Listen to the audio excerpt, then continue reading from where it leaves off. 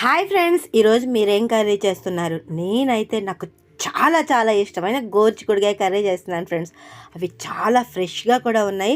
మామూలుగా అందరూ అయితే వీటిని ఉడికించి వండుకుంటారు కదా, అలా అయితే టేస్ట్ పోతుందని నేను మాత్రం ఇలా డైరెక్ట్గా వేసుకుని మగ్గిన తర్వాత గ్లాస్ వాటర్ పోసి మంచిగా ఉడికించేసుకుంటాను ఫ్రెండ్స్. ఫైనల్లో ఇంకా పచ్చి కొబ్బరి కూడా కొంచెం తురుముకుంటాను. ఇంకా ఇష్టమైన ఈ కూరలో పచ్చి కొబ్బరి పడితే ఆ టేస్ట్ ఎలా ఉంటుందో తెలియని వాళ్ళు ఎవరుంటారు చెప్పండి. ఇంకా మామూలుగా అయితే ఏ కర్రీ అయినా మిగిలితే నేను ఫ్రిడ్జ్లో పెట్టుకుంటానేమో, కానీ ఇది మాత్రం అస్సలు పెట్టను ఫ్రెండ్స్.